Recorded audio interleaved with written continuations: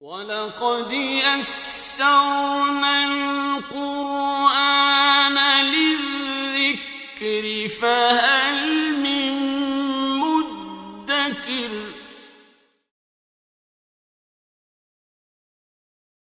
بسم الله الرحمن الرحيم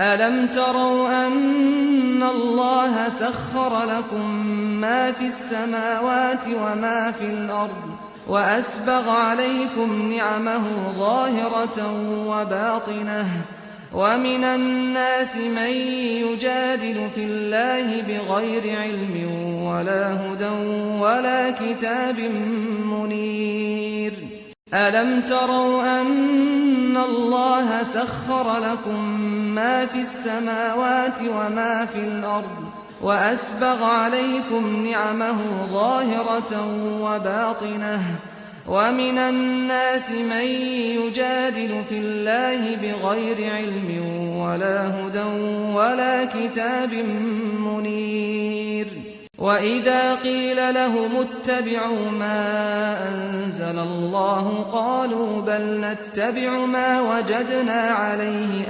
آباءنا أولو كان الشيطان يدعوهم إلى عذاب السعير ومن يسلم وجهه إلى الله وهو محسن فقد استمسك بالعروة الوثقى وإلى الله عاقبة الأمور ومن كفر فلا يحزنك كفره إلينا مرجعهم فننبئهم بما عملوا إن الله عليم بذات الصدور نمتعهم قليلا ثم نضطرهم إلى عذاب غليظ ولئن سألتهم من خلق السماوات والأرض ليقولن الله قل الحمد لله بل أكثرهم لا يعلمون لله ما في السماوات والأرض إن الله هو الغني الحميد ولو أن ما في الأرض من شجرة أقلام والبحر يمده من بعده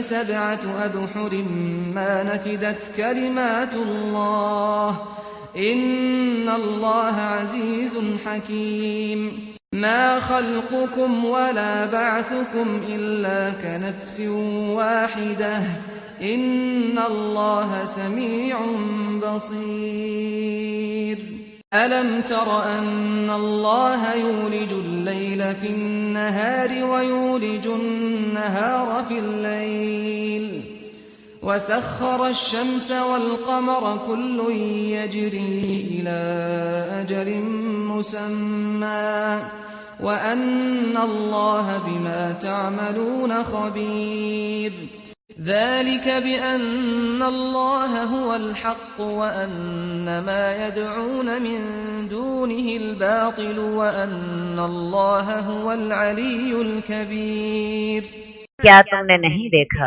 कि अल्लाह ताला ने तुम्हारे लिए जो कुछ जमीन में है और जो आसमान में है तुम्हारे लिए मुसख्खर कर दिया है और तुम पर अपनी तमाम नेमतें जाहिर भी और बातिन भी पूरी करती हैं। एक मिसाल से ये बात समझाई जा सकती है कि अल्लाह ताला ने हमारे लिए जमीन की नेमतें कैसे मुसख्खर की। गंदम का एक दाना जो इंसान की खुराक है वो भी उस वक्त तक पैदा नहीं हो सकता जब तक के कायनात की सारी कुव्वतें मिलकर इसके लिए काम न करें। अगर आसमान से बारिश न हो तो वो दाना पैदा नहीं हो सकता। सूरज मुनासिब हरारत मुहैया न करे तो भी वो दाना पैदा नहीं हो सकता। अगर जमीन में बालीदगी की कुव्वत न हो तो तब भी वो दाना पैदा नहीं हो सकता। और इसी तरह हवा अगर कार्बन डाइऑक्साइड गैस न दे तो तब भी वो दाना पैदा नहीं हो सकता। आखिर वो दाना एक गंदम इंसान खाता है। इस तरह गौर करें तो मालूम होगा कि कायनात की हर चीज इंसान ही की खिदमत में लगी हुई है। वो सूरज हो, वो जमीन हो, वो आसमान हो या अल्लाह ताला की और मखलूकात हो। اللہ تعالیٰ نے تمہارے لیے زمین اور آسمان کی ہر چیز کو تمہارے لیے مسخر کر دیا اور اپنی تمام نعمتیں ظاہر بھی اور باطن بھی تمہارے لیے پوری کر دیں۔ اور لوگوں میں سے وہ شخص ہے جو اللہ کے بارے میں جھگڑتا ہے جبکہ اس کے پاس نہ تو علم ہے، نہ ہدایت ہے، اور نہ کوئی روشنی ہے، نہ کوئی عقلی دلیل ہے، اور نہ کسی آسمانی کتاب کی دلیل ہے۔ اس کے باوجود وہ اللہ کے مقابلے میں باطل کی پیروی کیے چلا جاتا ہے۔ جب ان سے کہا جاتا ہے پیروی کرو جو اللہ تعالیٰ نے نازل کیا، تو وہ کہتے ہیں ہم تو اس کی پیروی کریں گے جس پر ہم نے اپنے آباء و اجداد کو پایا۔ یا اگر یہ شیطان انہیں دوزخ کے عذاب کی طرف دعوت دے رہا ہو تو اصل میں وہ والدین کی پیروی نہیں ہوتی، وہ شیطان کی پیروی ہوتی ہے۔ اور جو شخص اپنا چہرہ اللہ کے آگے جھکا دے اور وہ نیکی کرنے والا ہو تو اس نے ایسے مضبوط حلقے کو تھام لیا جو کہ اس کو جنت میں لے جائے گا، اور اللہ ہی کی طرف تمام معاملوں کو لوٹ جانا ہے۔ اور جو کفر کرے تو اے نبی آپ کو اس کا کفر غمگین نہ کرے، ہماری طرف ہی یہ سب لوٹ کر آئیں گے تو ہم انہیں خبر دیں گے جو انہوں نے عمل کیے تھے۔ یقیناً اللہ تعالیٰ دلوں کے بھید بھی جانتا ہے۔ ہم انہیں تھوڑا سا فائدہ دیتے ہیں پھر ہم انہیں بڑے سخت عذاب کی طرف کھینچ لائیں گے۔ اور اگر آپ ان سے سوال کریں کس نے زمین اور آسمان کو پیدا کیا تو یہ ضرور کہیں گے اللہ نے۔ کہہ دیجیے الحمدللہ، بلکہ اکثر لوگ نہیں جانتے۔ کیا نہیں جانتے کہ خالق کے حقوق مخلوق پر کیا کیا ہیں؟ اسے خالق تسلیم کرنے کے باوجود عبادت میں کسی اور کو شریک کرتے ہیں۔ ایسے لوگوں کو اپنی عقل پر ماتم کرنا چاہیے۔ مانتے خالق کو ہیں اور اس کی عبادت میں اوروں کو شریک ٹھہرا لیتے ہیں۔ یا ایک اور صورت ہے، اسے منہ سے تو خالق مان لیتے ہیں، عملی طور پر اس کی نافرمانیاں کرتے چلے جاتے ہیں۔ اللہ ہی کے لیے ہے جو آسمان میں ہے اور جو زمین میں ہے، یقیناً اللہ تعالیٰ بے نیاز اور تعریف کے لائق ہے۔ اور اگر ایسا ہو کہ زمین میں جتنے بھی درخت ہیں وہ کلمے بن جائیں اور سمندر سیاہی بن جائیں اور اس کے بعد مزید 7 سمندر بھی ان کی مدد کرے، اللہ کی باتیں کبھی ختم نہ ہوں گی۔ یقیناً اللہ تعالیٰ زبردست اور حکمت والا ہے۔ اللہ کے کلمات سے مراد اس کی تخلیقات، اس کے احسانات، اس کے عجائبات، اس کی صفات، یہ چیزیں لامحدود ہیں، مگر کلمے اور سمندر سب محدود ہیں۔ یہ ختم ہو جائیں گے مگر اللہ کے کلمات ختم نہ ہوں گے۔ دوسری جگہ جیسے اللہ تعالیٰ نے فرمایا اگر تم اللہ کے احسانات کو گننا چاہو تو تم گن نہیں سکتے۔ اور تمہیں پیدا کرنا، دوبارہ زندہ کر کے اٹھا لینا ایسا ہی ہے جیسا کہ ایک نفس کو پیدا کرنا۔ یقیناً اللہ تعالیٰ سننے والا اور دیکھنے والا ہے۔ جیسے اللہ تعالیٰ بیک وقت سب کی باتیں سنتا ہے اور بیک وقت سب کی دعائیں قبول کرتا ہے اور اس کام میں اسے کچھ دشواری پیش نہیں آتی، اسی طرح وہ لا تعداد مخلوق کو بیک وقت پیدا کر رہا ہے اور لا تعداد مخلوق کو بیک وقت مار رہا ہے۔ قیامت والے دن مرنے کے بعد تمام انسانوں کو بیک وقت کھڑا کر دے گا۔ اس کے لیے ایک انسان کو پیدا کرنا اور سب انسانوں کو پیدا کرنا برابر ہے۔ برابر ہے یا نہیں؟ انسان اپنے پر اللہ کو قیاس کرنے لگ جاتا ہے۔ اللہ تعالیٰ کے لیے سب کو پیدا کرنا انتہائی آسان ہے۔ اس کے لیے ایسا ہی ہے جیسے ایک جان کو پیدا کرنا۔ یقیناً اللہ تعالیٰ سننے والا اور دیکھنے والا ہے۔ کیا تم نے نہیں دیکھا اللہ تعالیٰ رات کو دن میں داخل کرتا ہے اور دن کو رات میں داخل کرتا ہے، اور اس نے سورج اور چاند کو مسخر کر دیا ہے، تمام ایک وقت مقررہ تک چلتے رہتے ہیں، اور اللہ تعالیٰ جو تم عمل کرتے ہو ان سے بھی باخبر ہے۔ یہ سب کچھ اس وجہ سے ہے کہ اللہ برحق ہے، اور جن کو تم اللہ کے سوا پکارتے ہو وہ باطل ہیں، اور اللہ تعالیٰ ہی بلند اور کبریائی والا ہے۔ کیا تم نے نہیں دیکھا کہ کشتی زمین میں اللہ کی نعمت کے ساتھ چلتی ہے تاکہ تمہیں اللہ تعالیٰ اپنی نشانیاں دکھائے؟ بے شک کشتی کے چلنے میں بھی ہر صبر کرنے والے اور شکر کرنے والے کے لیے بہت سی نشانیاں ہیں۔ اللہ تعالیٰ نے صبار اور شکور یہ ایک مومن کی صفتیں رکھی ہیں۔ یہ ایک مسلمان کی صفتیں رکھی ہیں، تو ایک ایمان لانے والے کے لیے اس بات میں بھی بہت بڑی نشانیاں ہیں کہ کیسے اللہ تعالیٰ نے سمندر کو ہمارے لیے مسخر کر دیا۔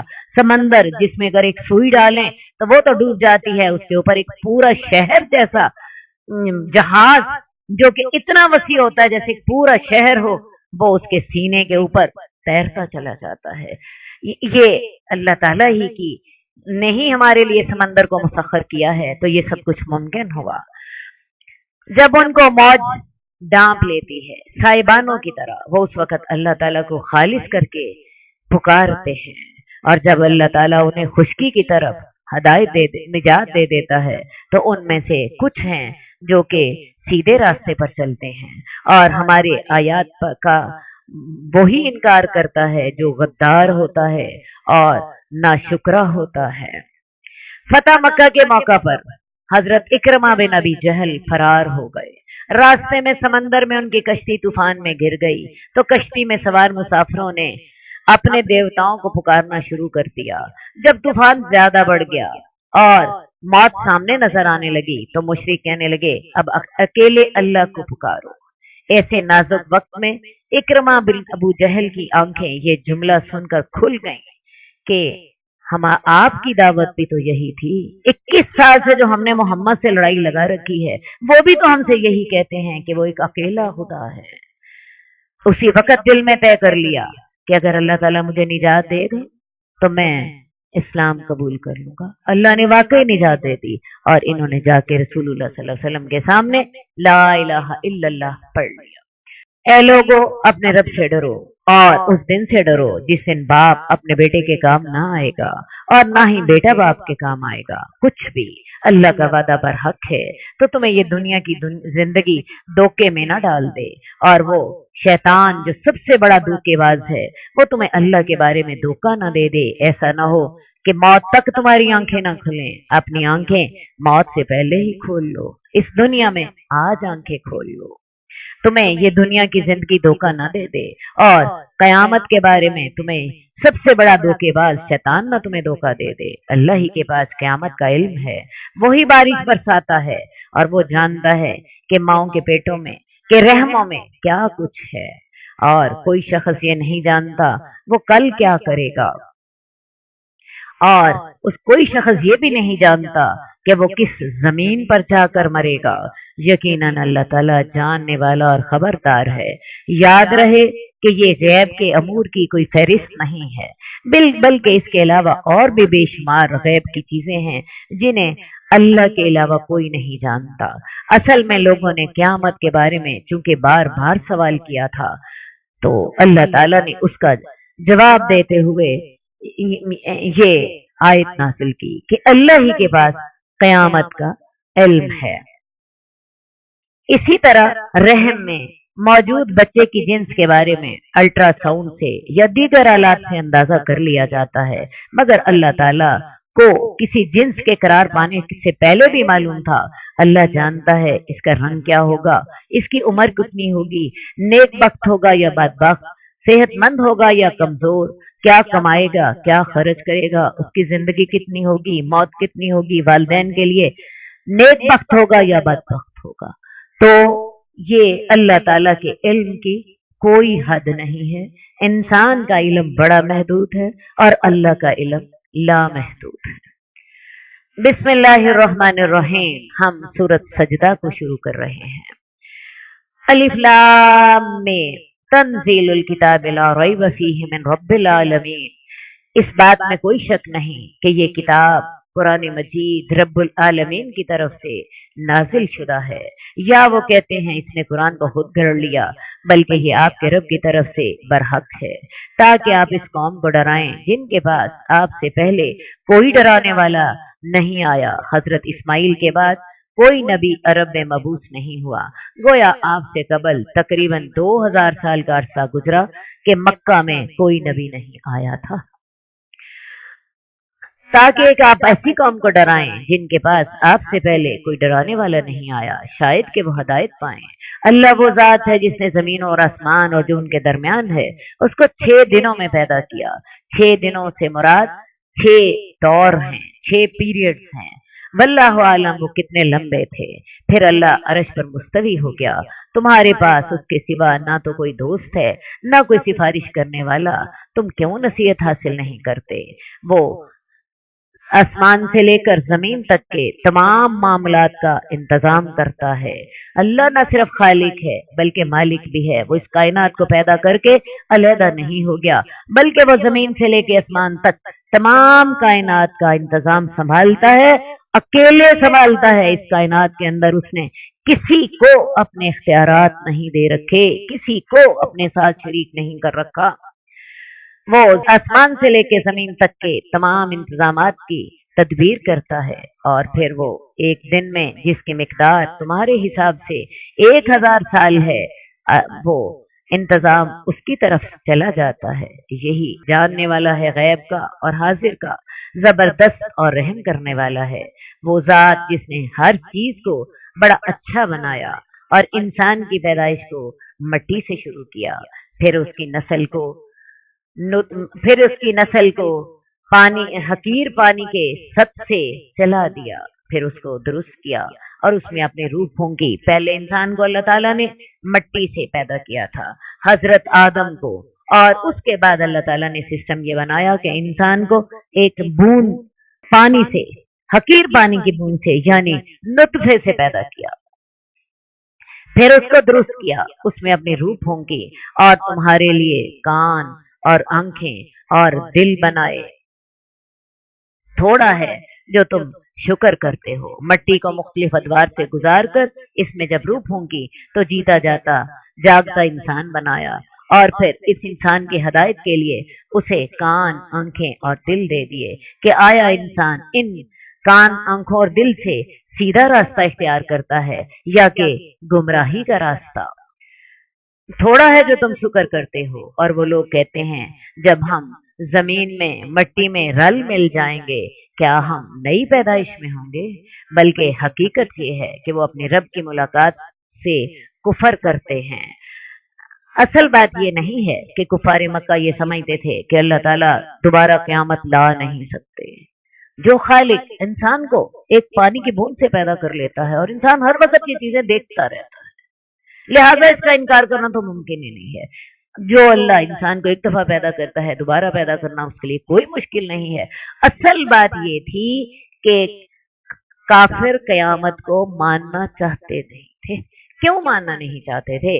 क्योंकि अगर इंसान क़यामत को मानता है तो फिर उसे अपनी ख्वाहिशात पे काबू पाना पड़ता है, उसे मनमानी से रुकना पड़ता है, उसे जवाबदेही के लिए तैयार होना पड़ता है। तो इसका उन्होंने आसान हल ये रखा था कि उन्होंने कह दिया था कि हम क़यामत ही को नहीं मानते। कह दीजिए तुम्हें मौत का फरिश्ता फौत करेगा, वो जो तुम पर मुकर्रर है, फिर तुम अपने रब की तरफ लौटा दिए जाओगे। काश आप देखें जब मुजरम अपने रब के हजूर सर झुकाए खड़े होंगे और कहेंगे ए रब हमारे, हमने सब कुछ देख लिया, सब कुछ सुन लिया, अब हमें दुनिया में दोबारा लौटा दे, हम नेक अमल करेंगे, अब हम यकीन करने वाले हैं।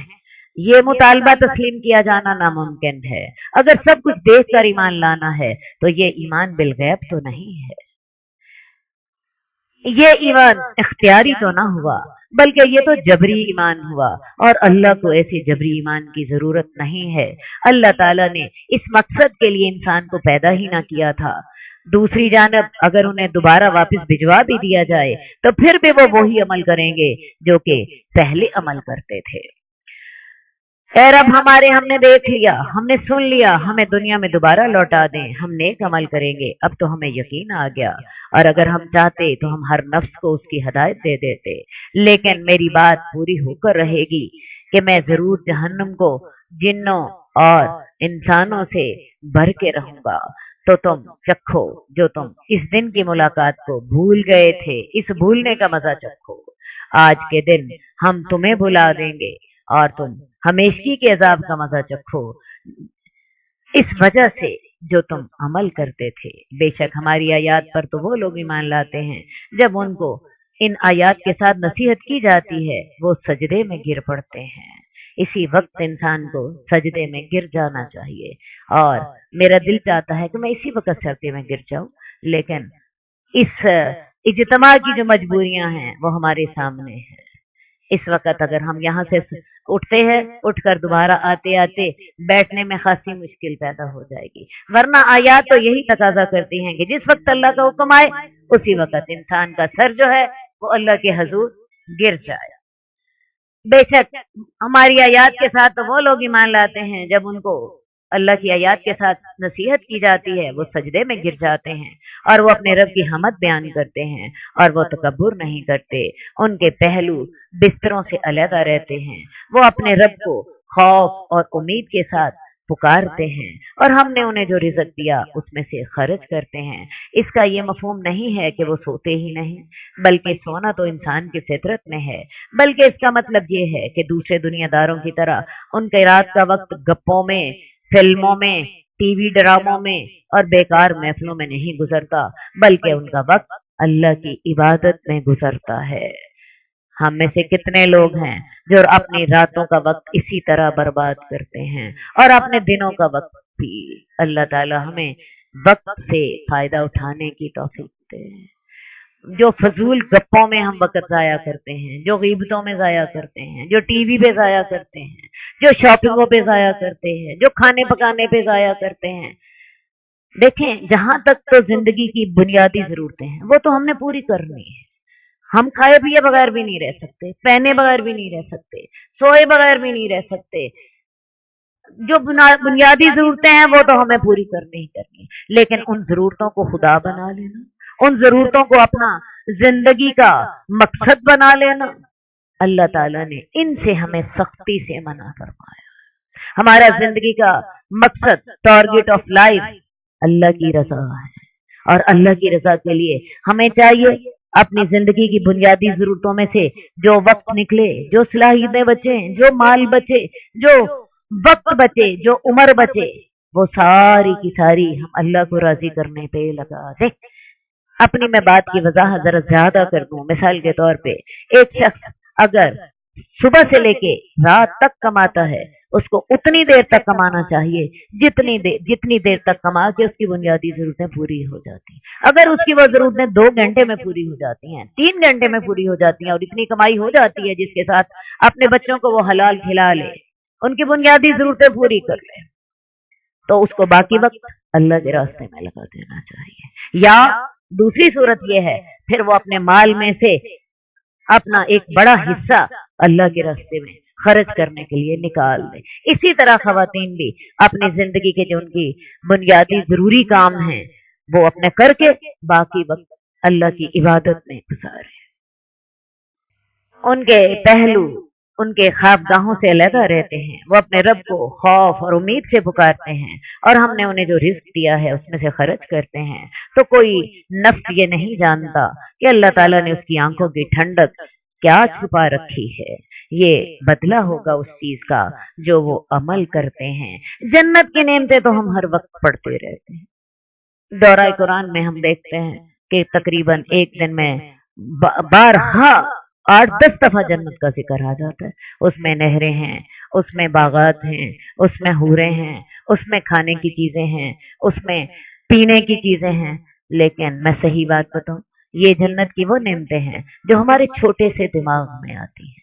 असल जन्नत की जो नेमतें हैं वो क्या है, उनके बारे में कोई शख्स ये नहीं जानता कि अल्लाह ताला ने उनके लिए आंखों की कौन सी ठंडक छुपा रखी है। ये आयत हमें यही बता रही है।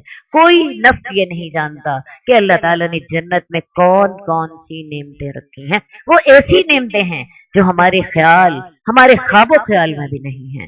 हदीस में आता है, बुखारी की हदीस है, अल्लाह तबारक व तआला फरमाते हैं, मैंने अपने नेक बंदों के लिए वो नेमतें तैयार कर रखी हैं जिसे न कभी किसी आंख ने देखा, न कभी किसी कान ने सुना और न कि किसी बशर के दिल में उनका ख्याल तक उतरा।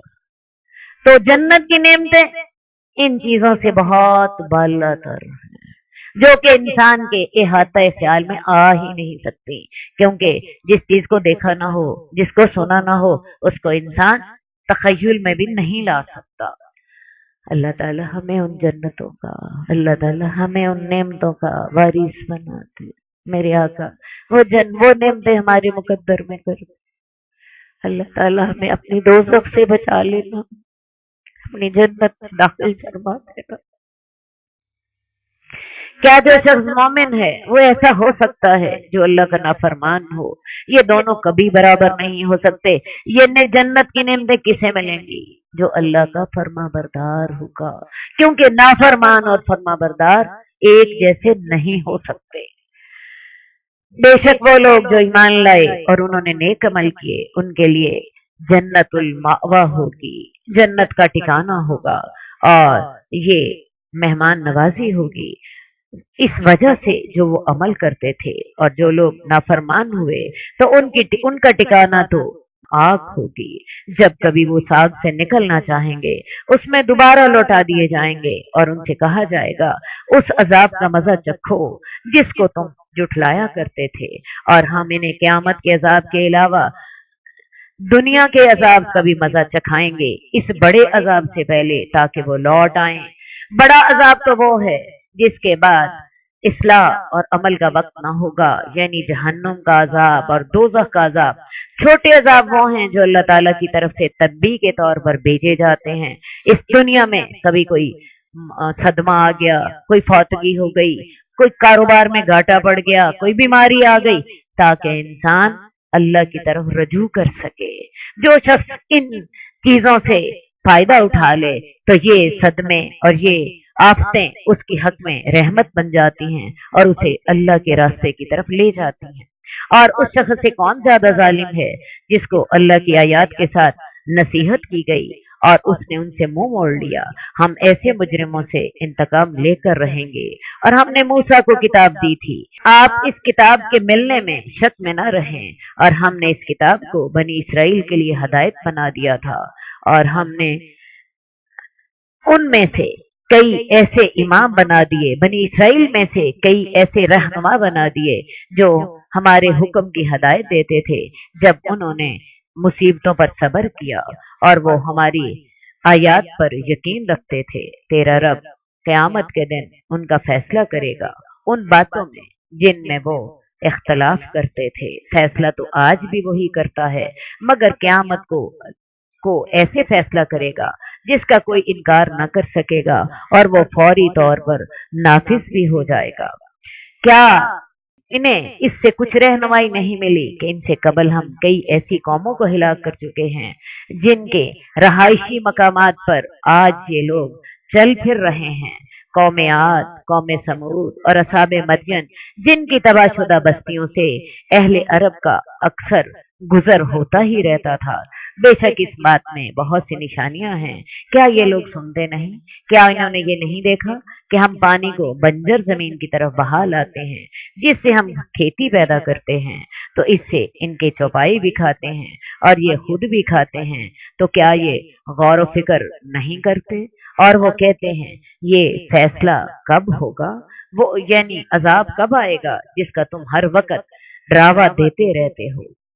اگر وہ کہتے ہیں کب یہ فیصلہ ہوگا، اگر تم واقعی سچے ہو اے نبی ان سے کہہ دیجئے فیصلے کے دن کافر لوگوں کو ان کا ایمان لانا فائدہ نہ دے گا اور نہ ہی وہ اس دن ڈیل دیے جائیں گے۔ آپ ان سے منہ موڑ لیجئے اور انتظار کیجئے، وہ بھی انتظار کر رہے ہیں جب وہ آپ کی نبوت کا انکار کر چکے ہیں، اور وہ اس انتظار میں ہیں کہ آپ اور آپ کے ساتھی گردش ایام کا شکار ہوں۔ تو آپ ان سے کہہ دیجئے تم بھی انتظار کرو، میں بھی انتظار کرتا ہوں کس پر عذاب آتا ہے اور کب تمہیں پتہ چلتا ہے کہ حق پر کون تھا۔ اللہ تعالی ہمیں ہدایت کی توفیق عطا فرمائے۔ قد خصك الرحمن بالفضل والتيجان والروح